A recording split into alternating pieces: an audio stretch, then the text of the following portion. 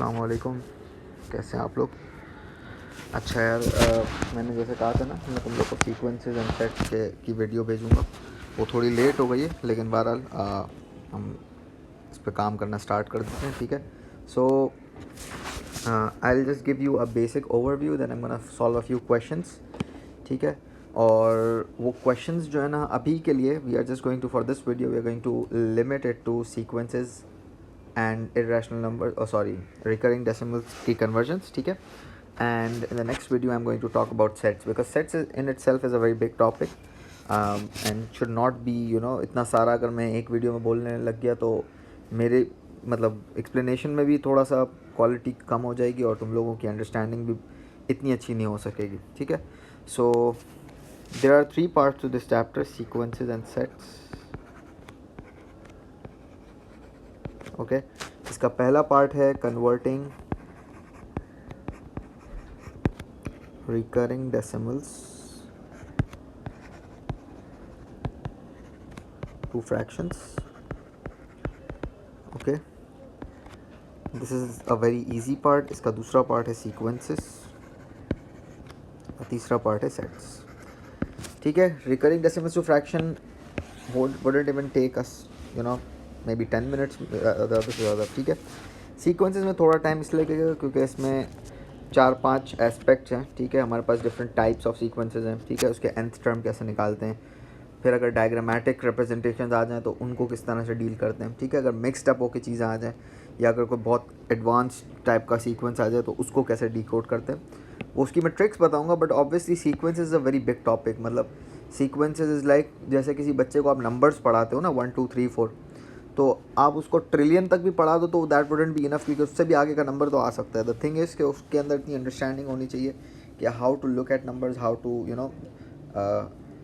Read any possible number that can come to you. अगर मैंने उसको 100 तक काउंटिंग सिखाई और वो बोले नहीं 101 तो पढ़ाया नहीं था, तो ये ऐसा नहीं हो सकता, because sequences is like that only. ठीक है, so there's a lot of possibilities, a lot of different ideas that people came up with in the sequences का जो chapter है। ठीक है, so I'll just give you some basics, I'll teach you some formulas, I'll also do some difficult questions, but I cannot cover the whole extent of it, and basically no one can cover the whole extent, so you'll have to do a lot of practice in order to master this topic. ठीक है, sets में हमारे पास 3-4 topics होंगे, that will discuss later. अभी हम लोग directly start करते हैं रिकरिंग डेसिमल्स टू फ्रैक्शंस। ठीक है, सो ये हमारे लेक्चर नोट्स हैं। ठीक है, जब भी आप किसी डेसिमल को देखते हो, so you start asking your self, is the decimal recurring. Recurring का मतलब ये होता है कि क्या उसके ऊपर जो डिजिट्स हैं वो रिपीट होते जा रहे हैं। ठीक है, जैसे आपने देखा होगा 0.3333 इस तरह से जो होता है। ठीक है,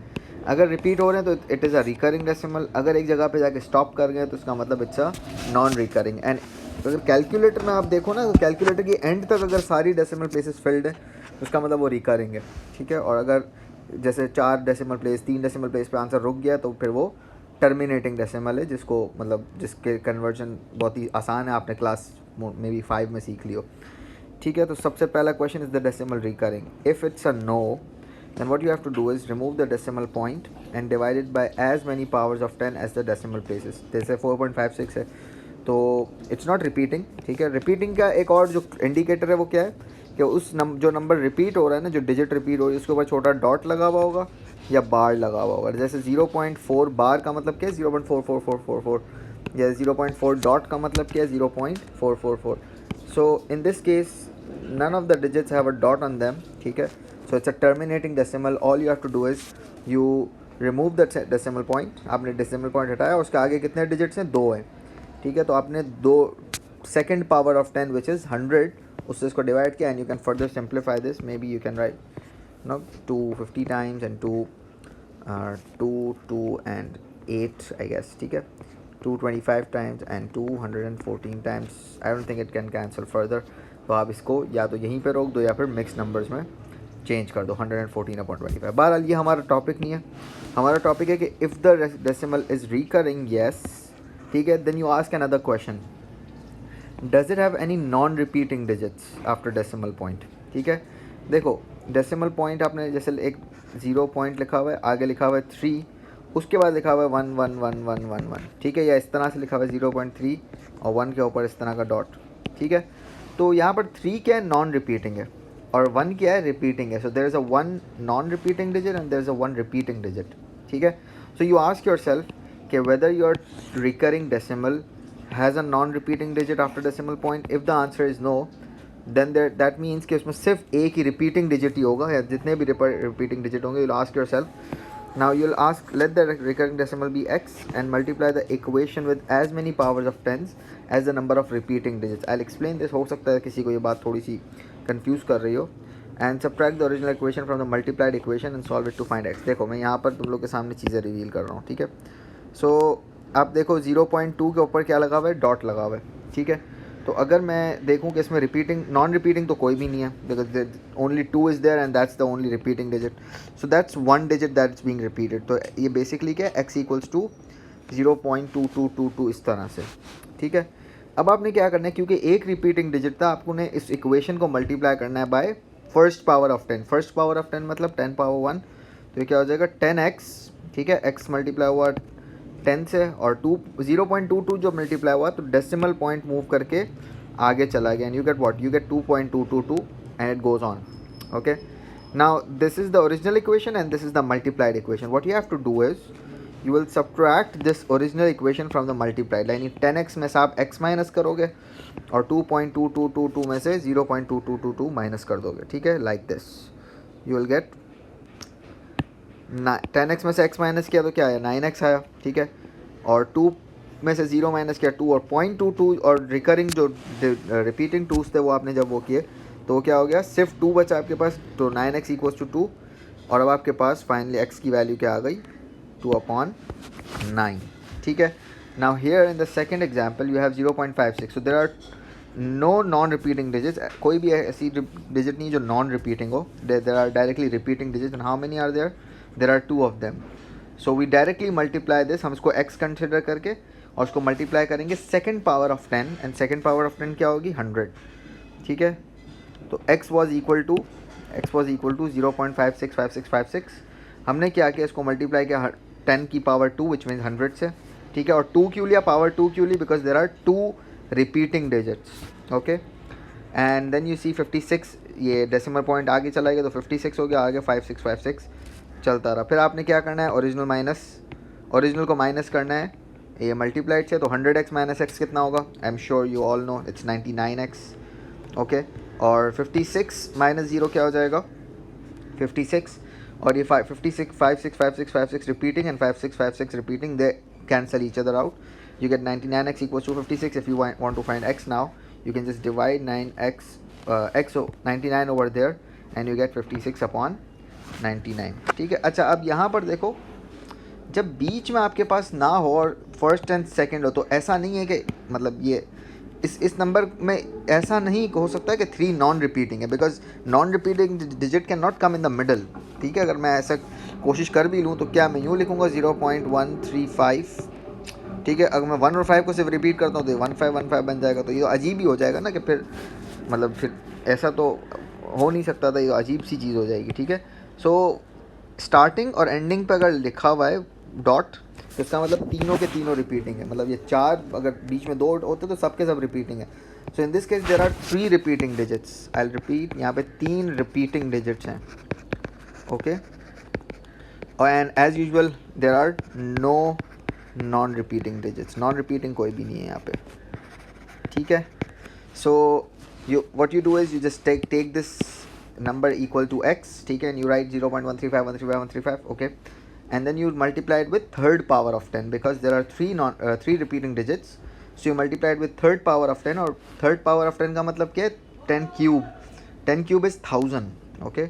So if you just see this, 10 cube is 1000, ठीक है, and then finally you subtract x from 1000x, you get 99x, you subtract 135 from 0 from 135, you get 135, and you subtract the recurring decimal part from the recurring decimal part, it just vanishes away, and you finally get x equals to 5/37. Now where is this 5/37 coming from, मैंने cancel out किया है, ठीक है। I got 135/999 and this gave me, इसको further अगर आप calculator में डाल के करो ना, ठीक है, यहाँ पर 135 डिवाइडेड बाय 999, तो ये अच्छा आप कैलकुलेटर में वेरीफाई भी कर सकते हो, ठीक है। देखो 0.135 बार आ रहा है या 0.135 135 135, ये जो एंड में 4 आ रहा है ये सिर्फ राउंडिंग ऑफ है, कैलकुलेटर इससे ज़्यादा लिख नहीं सकता था, otherwise it's going on and on and on, ठीक है। Now let's say we started asking ourselves that is the decimal recurring and the answer was yes, ठीक है। does it have any non repeating digits, यानी क्या हमारे लिए case आसान है, तो नॉन रिपीटिंग डिजिट्स अगर ना हो तो हमारे लिए केस आसान होता है, तो नो के केस में हमने ये 3 एग्जांपल्स कर ली। अगर ऐसा हो कि नॉन रिपीटिंग डिजिट्स एग्जिस्ट करती हैं, ठीक है, for example the answer is yes, so does it have any non repeating digits after decimal point, and the answer is yes, then what would happen, see. So we do the same procedure, we have to let the recurring decimal be x, ठीक है, and we have to multiply the x, the equation with as many powers of 10 as the number of non-repeating digits. This is very important to understand. सबसे पहले हम क्या करेंगे, उसको non-repeating digits के जितने non-repeating digits हैं उतनी powers of 10 से multiply करेंगे। Earlier हम क्या कर रहे थे, earlier हम लोग we were multiplying with as number of as many powers of 10 as the number of repeating digits। पहले हम लोग डायरेक्ट ये रिपीटिंग डिजिट्स वाला लेते थे, फिर पहले अभी हम क्या कर रहे हैं, we are taking non repeating digits के लिए पहले मल्टीप्लाई कर रहे हैं, ठीक है। Now multiply the resulting equation, जो नई इक्वेशन आपने बनाई होगी उसको आप मल्टीप्लाई करो किससे, as many powers of 10 as the number of repeating digits, ठीक है। हो सकता है ये अभी थियोरेटिकली सुनने में कन्फ्यूजन फील हो रही हो, लेकिन अभी मैं सॉल्व करूँगा तो आप 4 एग्जाम्पल्स हमारे पास, you will easily understand what I am trying to say here. Now earlier we were subtracting the original equation from the second equation, now we are going to subtract the second equation from the third equation. So original equation will just be used to come up with the second equation, then second equation will be used to come up with the third equation, and then we subtract the second from the third, we won't take the original equation at all, okay।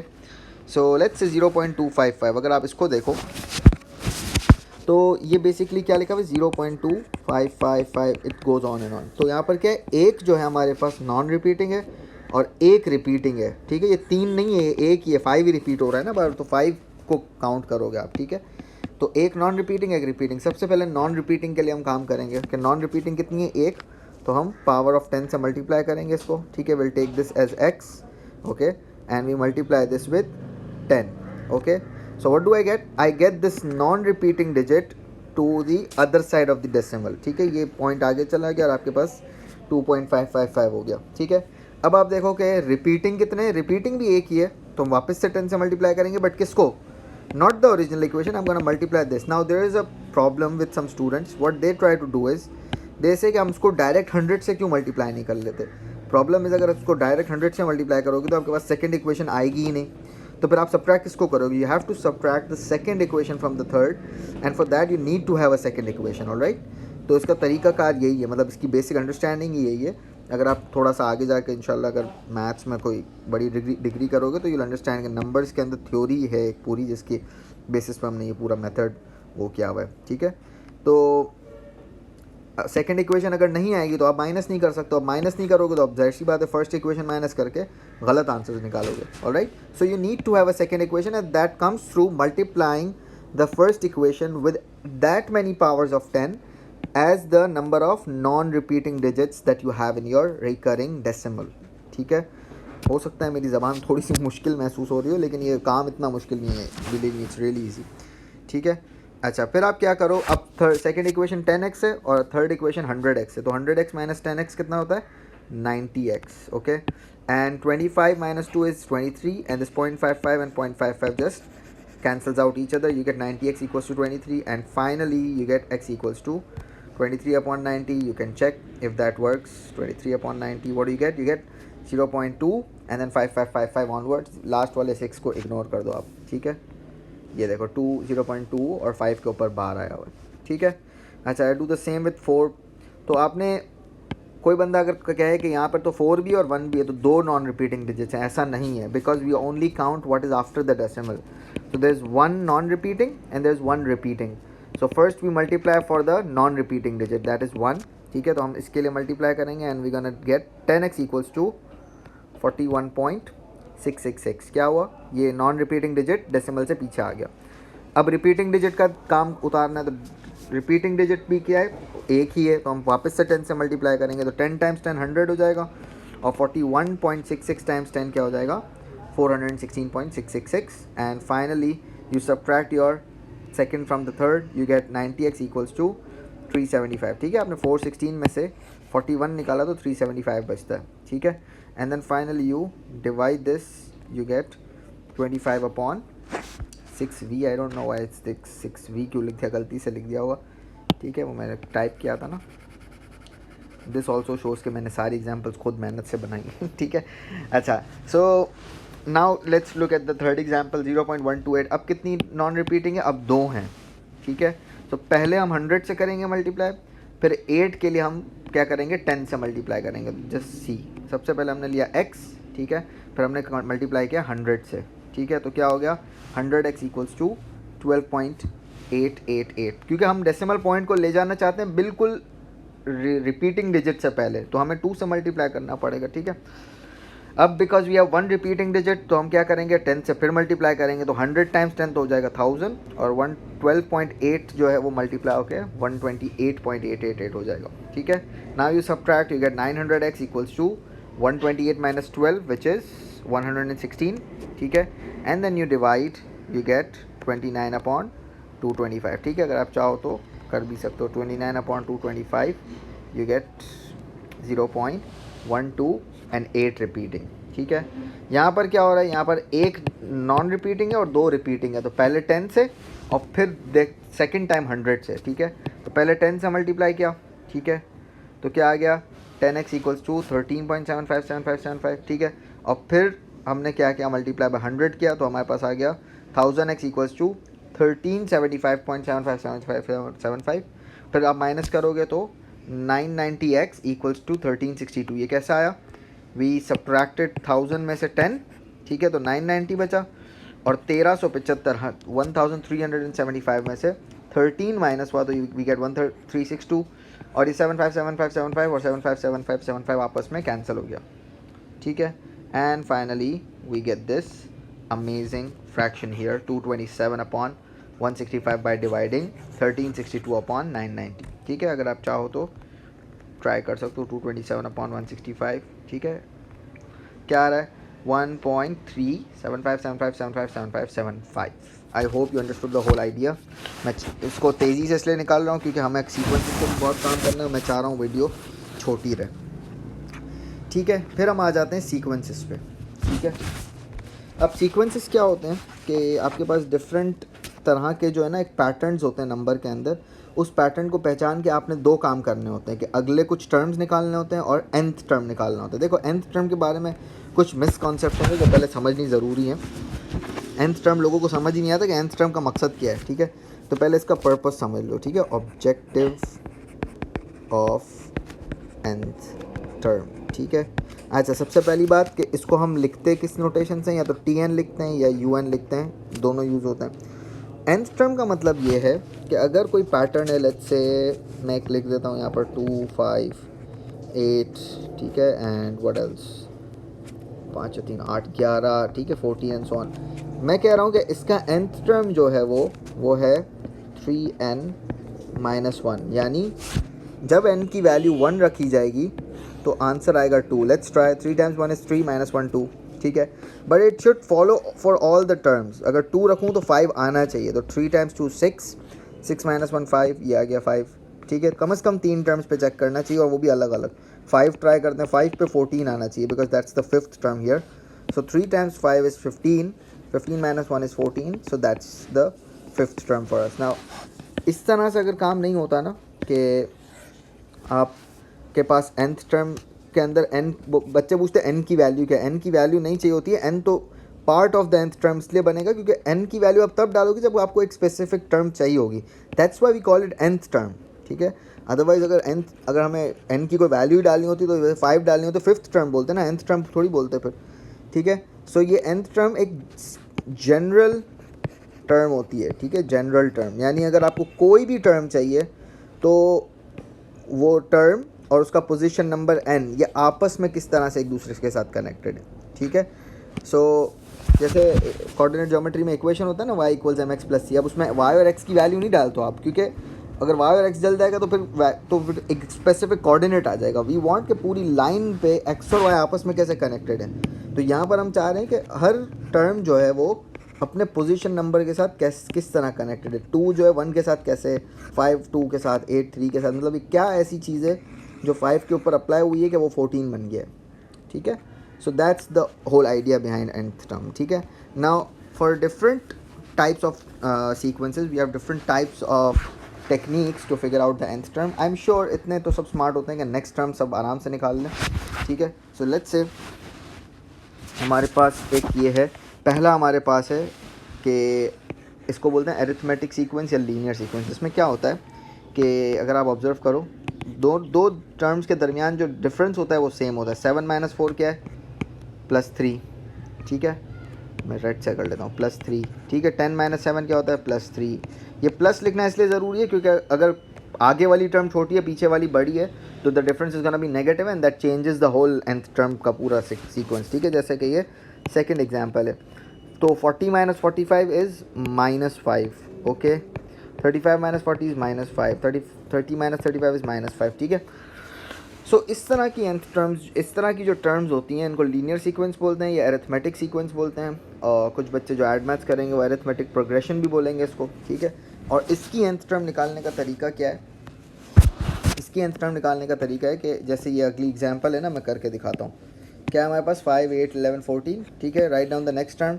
आप देखो सब में क्या हो रहा है, +3 +3 +3। तो next term भी क्या होनी चाहिए, +3। 14 + 3 कितना हो गया, 17 हो गया। So that's very easy. Now when you were in grade 2 और may be grade 3 you studied a pattern जिसके अंदर +3 बार बार हो रहा था, और वो क्या था, वो था 3 का टाइम टेबल। ठीक है, 3 1s are 3 3 2s are 6, याद है ये क्या था आपने, 3 6 9। तो जब भी डिफरेंस कांस्टेंट होता है ना तो बैक एंड पे एक टेबल चल रहा होता है। ठीक है, किसी भी नंबर का, वो नंबर क्या होता है, ये डिफरेंस होता है। तो बेसिकली जो रियल वो है ना इसका ओरिजिनल, वो क्या है, 3n, यानी 3 के अंदर 1 डालो तो 3 आ जाएगा n की जगह, 2 डालो तो 6 आ जाएगा, 3 डालो तो 9 आ जाएगा। बट द प्रॉब्लम इज़ इन्होंने थोड़ा सा शिफ्ट किया हुआ है। उन्होंने 3 1 टाइम्स 3 आता है लेकिन उन्होंने वैल्यू 5 ली हुई है, यानी कुछ ऐड कर दिया है यहाँ पे। 3 × 2 6। ठीक है, 6 आना तो 6 चाहिए, कुछ ऐड किया। वो क्या ऐड किया है, आई am sure you can figure out. इन्होंने एक +2 लगाया हुआ है। ठीक है, देखो अब 3 × 1 3। ठीक है, +2 इज़ 5। ठीक है, 3 × 2 इज़ 6, 6 + 2 8, 3 × 3 इज़ 9, +2 इज़ 11। तो हो क्या रहा है, वो +3 का टेबल जो चल रहा था वो तो वही था, 3n ही था, लेकिन कुछ एक्स्ट्रा एडिशन हुई थी सब नंबर, सब टर्म्स के अंदर। ठीक है, तो एक्स्ट्रा एडिशन आपने ऐड शो कर दी तो आपके पास क्या बन गया, nth टर्म बन गया। ठीक है, अच्छा, अब हो सकता है कि किसी को ये बात बहुत ज़्यादा आसानी से समझ ना आई हो, तो वो 2-3 दफ़ा देखेगा ना तो उसको समझ आ जाएगा। बेसिकली हमने करना क्या है, जो भी डिफरेंसेस हैं वो लेने देखने, वो डिफरेंस जो है ना उसके साथ n अटैच करके 3n लिख देना है या 5n या जो भी लिखा हुआ है यहाँ पर डिफरेंसेस में वो लिख देना है। ठीक है, किसके लिए, जब डिफरेंस सेम हो। ऐसा नहीं कि डिफरेंस अलग हो फिर भी आप ये हरकतें कर रहे हो, नहीं, तब नहीं करना। अभी सिर्फ जब डिफरेंस सेम हो तब ये करना है, 3n लिख दिया। ठीक है, अच्छा, फिर आपने देखना है कि पहला जो टर्म है 3 × 1 3 और पहला जो टर्म है वो तो 5 है, तो कुछ ऐड या सब्ट्रैक्ट हुआ है। अब 3 को अगर 5 बनाए तो ऑब्वियसली ऐड क्या होगा, और क्या ऐड किया होगा, 2। फिर इसको आप ट्राई कर लो बाकी नंबर्स पे, 4 ट्राई करो, 3 × 4 12 + 2 14, वैलिडेट हो रहा है, इसका मतलब हमारा आंसर सही है। ठीक है, अच्छा, फिर हमारे पास आ जाता है ये के सेकंड टाइप का सीक्वेंस, इसको बोलते हैं क्वाड्रेटिक सीक्वेंस। ठीक है, क्वाड्रेटिक सीक्वेंस में क्या होता है कि पहला डिफरेंस सेम नहीं होता, दूसरा डिफरेंस सेम होता है। दूसरे डिफरेंस से क्या मुराद है, जैसे मैं लिख रहा हूँ यहाँ पे जो एग्जांपल हमारे पास है 2 5 10 17, इसके अंदर अगर आप देखो 2 और 5 में डिफरेंस क्या है, +3। ठीक है, 10 - 5 क्या होता है, +5, 17 - 10 क्या होता है, +7। ठीक है, अच्छा, इनके पास जो डिफरेंसेस हैं उनके डिफरेंसेस देखो, 5 - 3 क्या होता है, 2, 7 - 5 वो क्या होता है, 2। तो इसका मतलब ये हुआ कि इसका जो सेकंड लेवल पे जाके डिफरेंस आ रहा है वो कांस्टेंट है। तो जब ऐसी सिचुएशन हो इसको हम कहते हैं क्वाड्रेटिक सीक्वेंस, और इसका nth टर्म निकालने का तरीका थोड़ा सा टेक्निकल है, अभी मैं आपको समझाता हूँ तो आपको समझ आएगा। ये दूसरी एग्जांपल भी देख लो, 2 8 18 32, 2 8 18 32। अगर आप इसको देखो तो क्या हो रहा है, 2 और 8 में कितना डिफरेंस है, +6 का। 18 और 8 में कितना है, +10 का। 18 और 32 में कितना है, कितना होता है, 12 - 8 is 4, and 2 minus 1 is plus 14 का, ठीक है। अब 6 और 10 में कितना डिफरेंस है, प्लस 4 का। 10 और 14 में कितना डिफरेंस है, प्लस 4 का। तो ये जो है ना आपके पास क्या आ गया, एक क्वाड्रेटिक सीक्वेंस आ गया। अब इसकी nth टर्म निकालने के लिए मुझे ये अगली एग्जांपल देखनी पड़ेगी, ठीक है। देखो, the first 5 terms of another sequence are this: 1/2, 3/4, 7/6, 7/6, 13/8 and 21/10। तो इसको देख के बच्चे बड़े घबरा जाते हैं कि यार फ्रैक्शन किस तरह से बिहेव कर रहा है, उनको वो पूरे फ्रैक्शन को देख रहे होते हैं। आपने क्या करना है, जज करना है न्यूमरेटर को अलग और डिनोमिनेटर को अलग, ठीक है। तो न्यूमरेटर में देखो क्या चल रहा है, न्यूमरेटर में ये चल रहा है कि 1 में ऐड हुआ 2, ठीक है, 3 में ऐड हुआ 4, 7 में ऐड हुआ 6 to get to the next term. तो अगले न्यूमरेटर में क्या ऐड, अच्छा बल्कि अगला भी दिया हुआ है, 13 में क्या ऐड हुआ, प्लस 13 प्लस व्हाट इज़ 21, 8, ठीक है। तो आपको बिल्कुल वाज़े तौर पे दिख रहा है कि न्यूमरेटर में बार बार डिफरेंसेस बाय 2 इंक्रीज़ हो रहे हैं। तो इसका मतलब अगला डिफरेंस प्लस 10 का होना चाहिए। तो अगला टर्म क्या हो जाएगा, 21 प्लस 10, 31। न्यूमरेटर आ गया 31। अच्छा नीचे क्या चल रहा है, देखो नीचे तो बिल्कुल ही सिंपल चाहिए, 2, 4, 6, 8, 10, ठीक है, 2 का टेबल चल रहा है। तो नीचे क्या आना चाहिए, 12 आना चाहिए। तो अगला टर्म क्या आ गया, 31/12। अब nth टर्म निकालने के लिए नीचे वाले की तो बड़ी आसान है। नीचे वाला क्या है, नीचे वाला is just 2n because it's 2 का टाइम टेबल, ठीक है। ऊपर वाला जो है वो क्या है, क्वाड्रेटिक सीक्वेंस है। क्यों क्वाड्रेटिक है मैं इधर लिखता हूँ, 1, 3, 7, 13, 21, 13, 21 n, बस ठीक है। तो इनका डिफरेंसेस देखो, +2, ठीक है, +4, +6 एंड 21 माइनस 13 इज +8। फिर इनका डिफरेंस का डिफरेंस क्या है, +2, +2 एंड +2। तो ऐसी सिचुएशन में आपको समझ आ जाना चाहिए कि it's something in n square now, ठीक है। So what you do is, आप एक टेबल बनाओ और उस टेबल के थ्रू आप एक एक चीज़ डिकोड करोगे, ठीक है। It's a very interesting process. किसी को समझ आ जाएगा तो उसको बड़ा मज़ा आएगा, और किसी को नहीं समझ आया तो वो बेशक कुछ टाइम प्रैक्टिस करे तो उसको क्लिक कर जाएगा कि ये हो क्या रहा है, ठीक है। सो आप एक टेबल बनाओ, ठीक है। यहाँ पर लिखो 1, 2, 3, 4, 5, ठीक है। और यहाँ पर आप n स्क्वायर की वैल्यूज़ लिखो, यानी 1 स्क्वायर क्या हो गया 1, 2 स्क्वायर क्या हो गया 4, 3 स्क्वायर क्या हो गया 9, 4 स्क्वायर क्या हो गया 16 और 5 स्क्वायर क्या हो गया 25। अच्छा, अब हमने कुछ कैलकुलेशंस, कुछ चीज़ें की हुई हैं जिसके बेस पे मैं तुम लोगों को एक इन्फॉर्मेशन दे रहा हूँ। जस्ट मेमोराइज दिस इन्फॉर्मेशन कि जो सेकंड डिफरेंस आया है ना, +2 +2 +2 +2, दैट इंडिकेट्स, ये मतलब इसका जो हाफ होगा ना वो इंडिकेट करेगा n स्क्वायर का कोफिशेंट। यानी अगर ये 4 होता तो मैं 2n स्क्वायर की वैल्यूज़ निकालता। अभी ये +2 है तो मैं 2 का आधा क्या होता है 1 होता है, तो मैं 1n स्क्वायर कुछ होता नहीं है, सिर्फ इसलिए n स्क्वायर लिखते हैं, ठीक है। तो आप इस सेकंड डिफरेंस का हाफ लेते हो और वो n स्क्वायर का कोफिशेंट बनाते हो, ठीक है।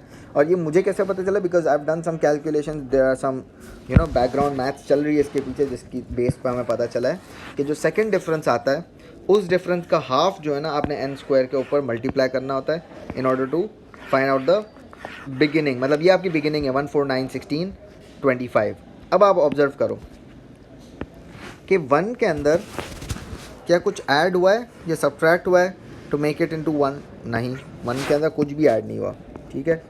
+0 हुआ है बेसिकली, या -0 हुआ है, चलो -0 कर लेते हैं, ठीक है। तो 1, ओ यार सॉरी यार, तो ये बीच में पाम डिटेक्ट कर लेता ना। 1 आपके पास आया, क्या मुसीबत है, n स्क्वायर की वैल्यू 1 है और एक्चुअल में भी 1 है, ठीक है। मैं यहाँ पर भी हाईलाइट कर रहा हूँ और यहाँ पर भी, इन दोनों के बीच में क्या डिफरेंस है, कोई डिफरेंस नहीं है। तो ना कुछ ऐड हुआ है ना कुछ सब्ट्रैक्ट हुआ है, ठीक है। तो हम लोग क्या लिखेंगे कि there is a 0 addition here, ठीक है। अच्छा सेकंड वाला देखते हैं, ठीक है।